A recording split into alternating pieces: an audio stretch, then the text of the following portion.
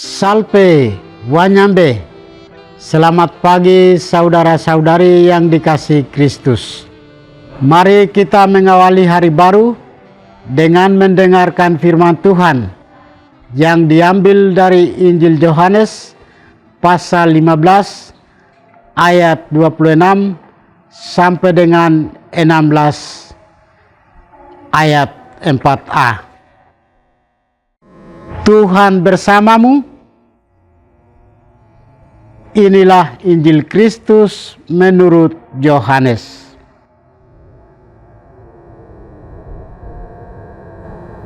Dalam amanat perpisahannya, Yesus berkata kepada murid-muridnya, "Jikalau penghibur yang akan kuutus dari Bapa datang, yaitu Roh kebenaran yang keluar dari Bapa, ia akan bersaksi tentang aku.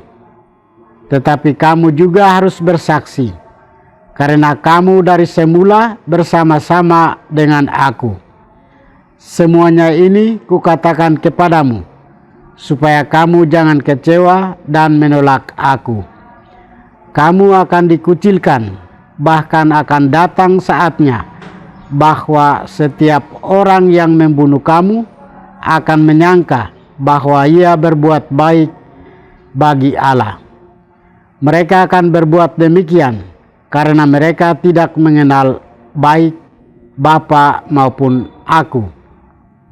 Tetapi semuanya ini kukatakan kepadamu, supaya apabila datang saatnya kamu diingat bahwa aku telah mengatakannya kepadamu."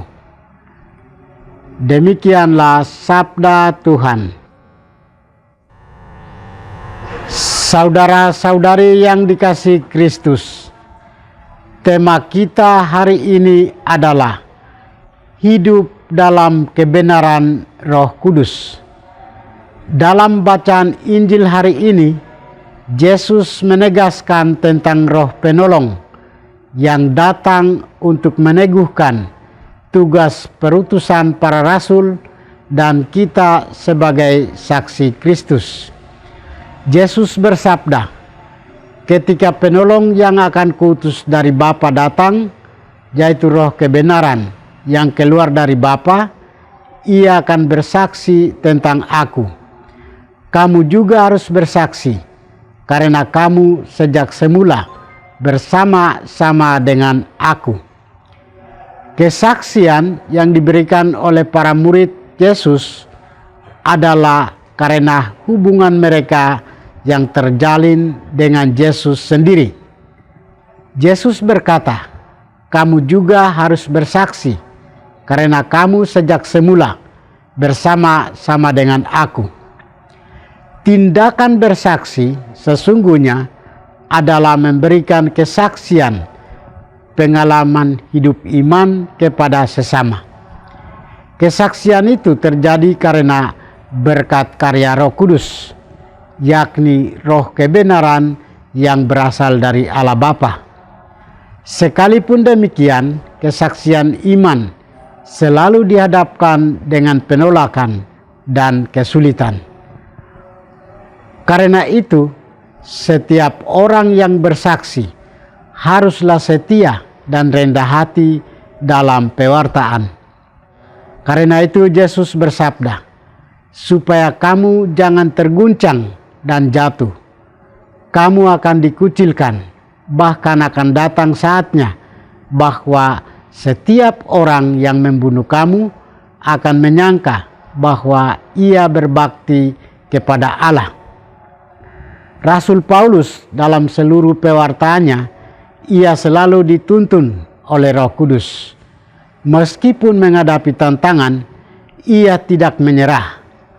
Dalam pengalaman Rasul Paulus dan para rasul lainnya, menemukan kebenaran bahwa kesaksian para rasul itu berbuah karena Tuhan berkenan membuka hati mereka. Ia menerangi mereka dengan kuasa Roh Kudus, sehingga mereka menghasilkan buah berlimpah. Buahnya adalah mereka mewartakan Injil Kristus sampai ke segala penjuru dunia, dan menjadikan segala bangsa percaya kepada Kristus.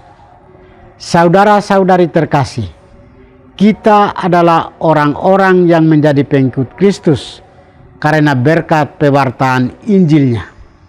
Walaupun kita tidak melihat Yesus dan mengalami langsung bersama Yesus, namun kita percaya karena berkat pewartaan Injil itu oleh para misionaris sebagai pengganti para rasul.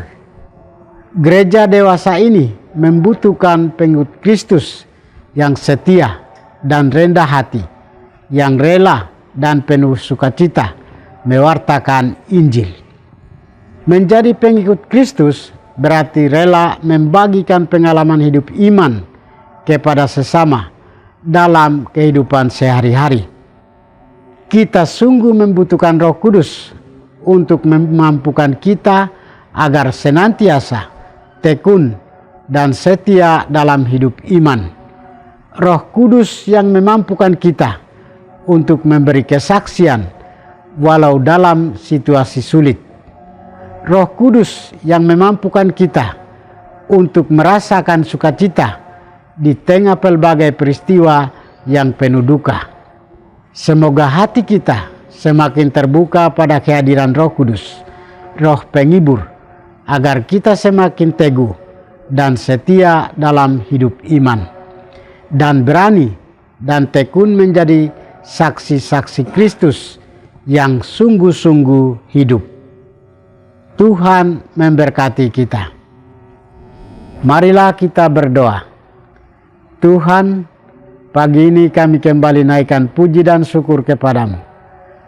Terima kasih sudah menjaga kami saat kami tidur maupun bangun. Terima kasih untuk udara sejuk dan segar pagi ini. Kami mohon bukalah mata hati kami, agar kami mampu memandang kemurahan dan karya-Mu. Mampukan kami agar kami boleh memuji dan memuliakan-Mu melalui pekerjaan dan pelayanan kami hari ini. Bukalah hati kami, agar kami menyadari kesalahan kami dan bertobat. Semoga dengan rendah hati, kami menerima rahmat-Mu yang tinggal dalam hati kami. Kristus terang dunia, berkatilah keluarga kami, jadikanlah kami alat kasih-Mu, dan pantaskanlah kami menjadi hamba-Mu yang setia. Demi Kristus Tuhan dan pengantara kami.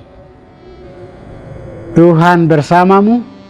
Semoga kita sekalian, orang-orang yang kita kasih dan doakan, seluruh aktivitas kita hari ini dibimbing, dilindungi, dan diberkati oleh berkat Allah yang Maha Kuasa, Bapa dan Putra dan Roh Kudus.